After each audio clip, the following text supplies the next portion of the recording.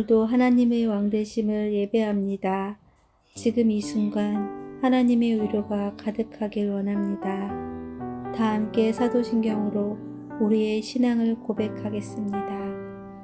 전능하사 천지를 만드신 하나님 아버지를 내가 믿사오며 그 외아들 우리 주 예수 그리스도를 믿사오니 이는 성령으로 잉태하사 동정녀 마리아에게 나시고 본디오 빌라드에게 고난을 받으사 십자가에 못 박혀 죽으시고 장사한 지 사흘 만에 죽은 자 가운데서 다시 살아나시며 하늘에 오르사 전능하신 하나님 우편에 앉아 계시다가 저리로서 산 자와 죽은 자를 심판하러 오시리라.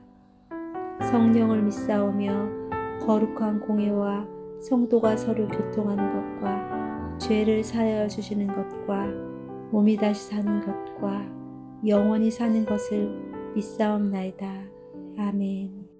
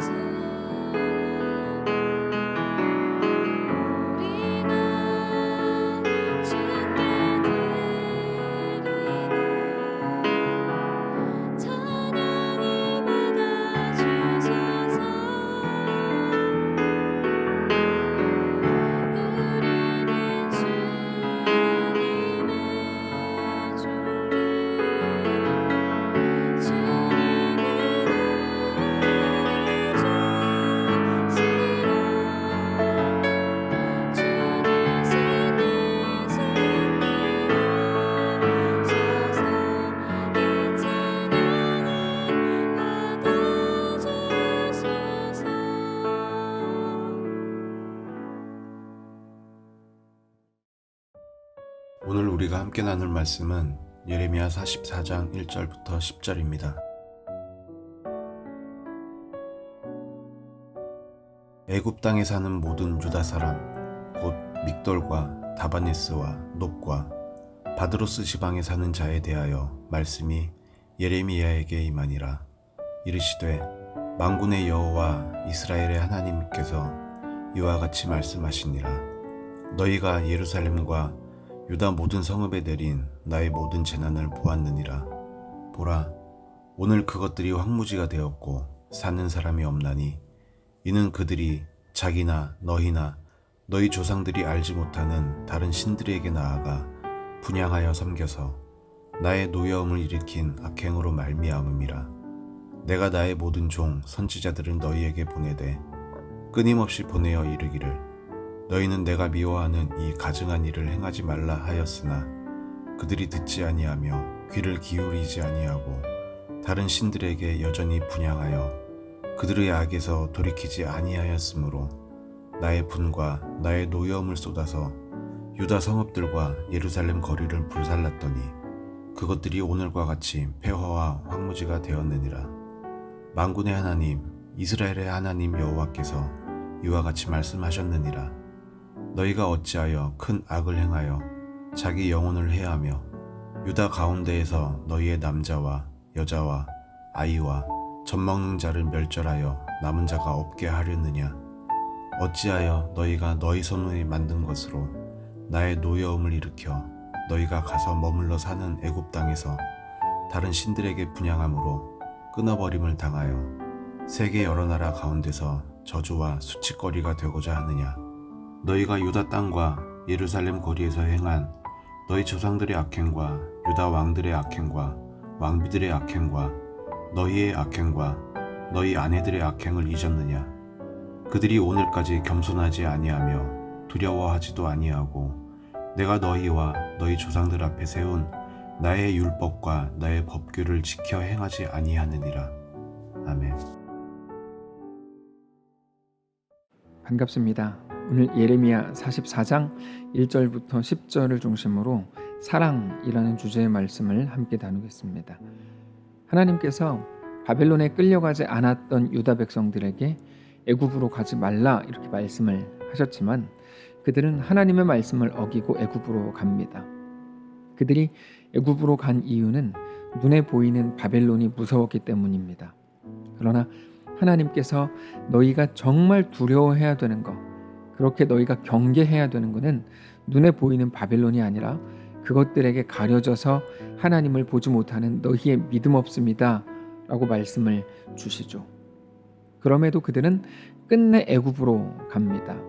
그것도 자기들만 간 게 아니라 하나님의 사람인 예레미야까지 끌고 갑니다. 그렇게 예레미야는 애굽 땅인 다바네스까지 끌려갔죠. 그리고 거기에서 하나님의 말씀이 예레미야에게 임한 것이 지난 43장 후반부터 오늘 본문까지 이어지는 겁니다.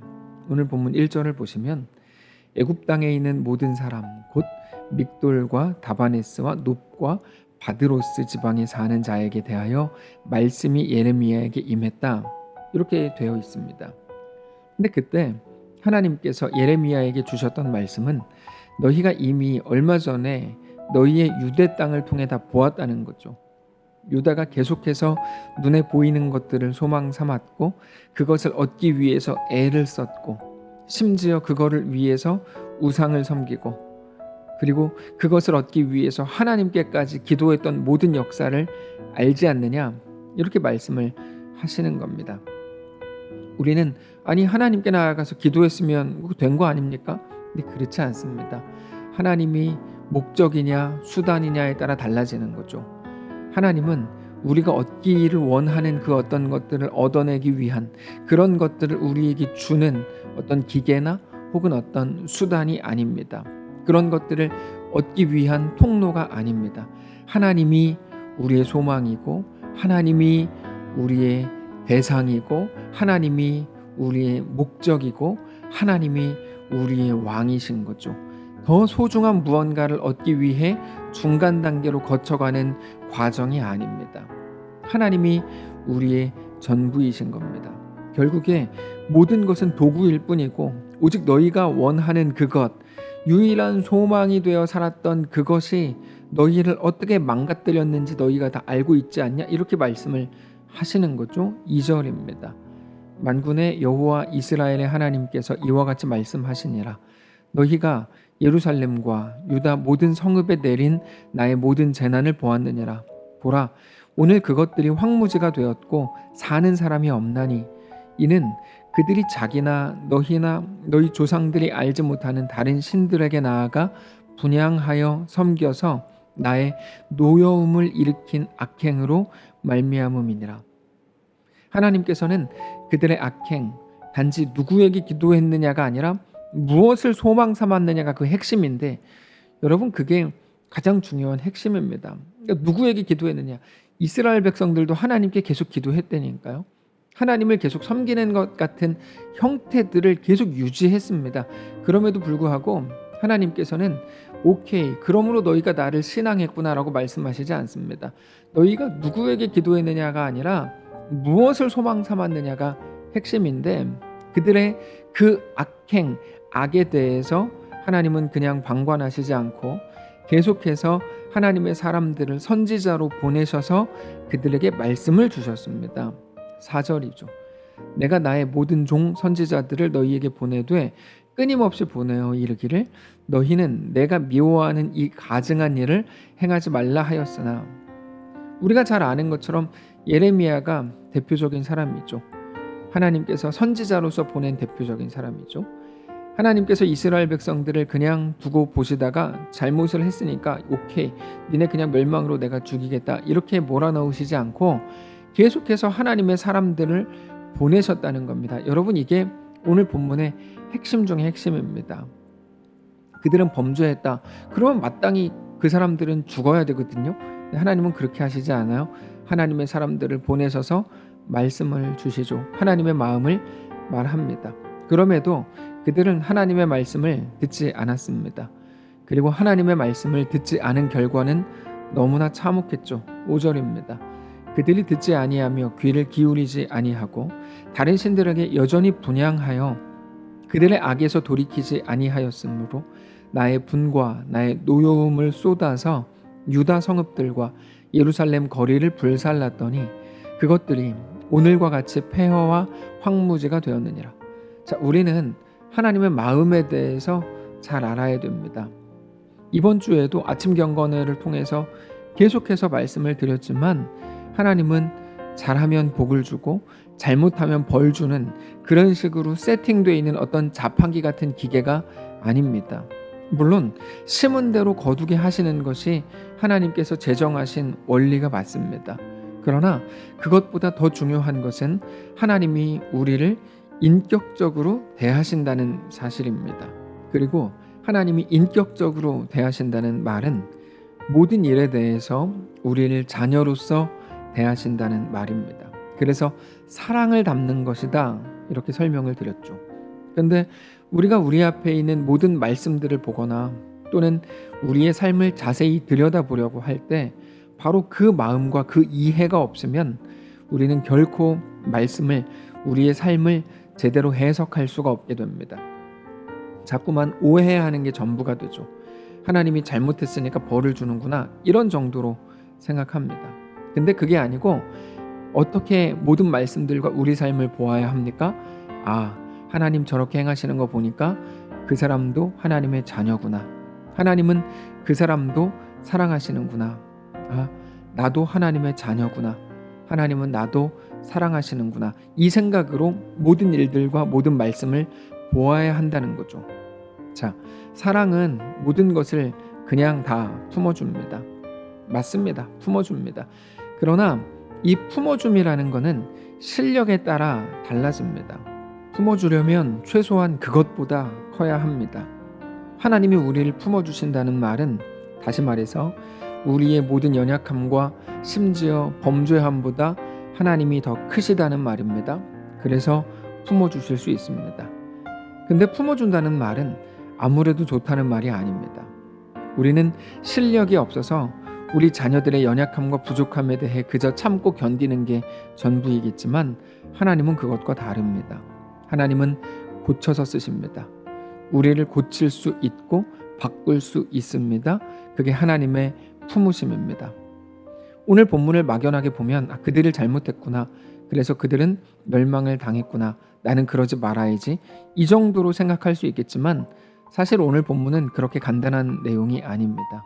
그들이 폐허가 되고 황무지가 되고 고통을 당하는 모든 것은 결과가 아니라 온전함으로 가는 과정이기 때문입니다. 만일에 오늘 본문이 그들의 결과였다면 우리는 오늘 본문을 이해하는 게 어렵지 않을 겁니다. 우리도 그저 잘하면 되니까요. 그러나 우리가 잘 아는 것처럼 오늘 본문은 결과가 아닙니다. 더 온전한 하나님의 백성으로 세워지기 위한 한 과정일 뿐입니다. 어떻게 알죠? 그들이 하나님의 선지자의 말을 듣지 않았고 끝내 악을 행했습니다. 그 결과 바벨론에게 져서 모두가 포로로 끌려갔죠. 그게 끝입니까? 그렇지 않습니다. 거기에서 그들은 새로워지게 되죠. 하나님이 누구신지 다시 알게 됩니다. 정확히 깨닫게 됩니다. 그렇게 70년이 지난 후에 그들은 다시 온전한 하나님의 백성으로 세워지게 됩니다. 그래서 바벨론 포로기를 바벨론 학교라고 부르는 거죠. 그리고 그게 하나님의 품으심이고 우리를 인격적으로 대하시는 하나님의 은혜인 겁니다. 하나님이 그들을 사랑하시지 않았다면 그들은 그 자리에서 죽었어야 됩니다. 근데 하나님은 그들을 사랑하셨죠. 그래서 바벨론 포로기를 지나는 동안에 모든 기회를 주신 건가? 그런 말이 아닙니다. 하나님의 은혜는 기회가 아닙니다. 하나님의 은혜는 새롭게 한 번 더 주어진 기회가 아니고 완전히 새롭게 인생을 살라고 하신 새로운 인생을 주시는 주심입니다. 그게 하나님의 은혜입니다. 저는 오늘 우리가 하나님이 누구신지를 정확히 알게 되시기를 바랍니다. 오늘 본문은 단지 상벌적 차원의 말씀이 아닙니다. 물론 그렇게 보면 매우 쉽죠.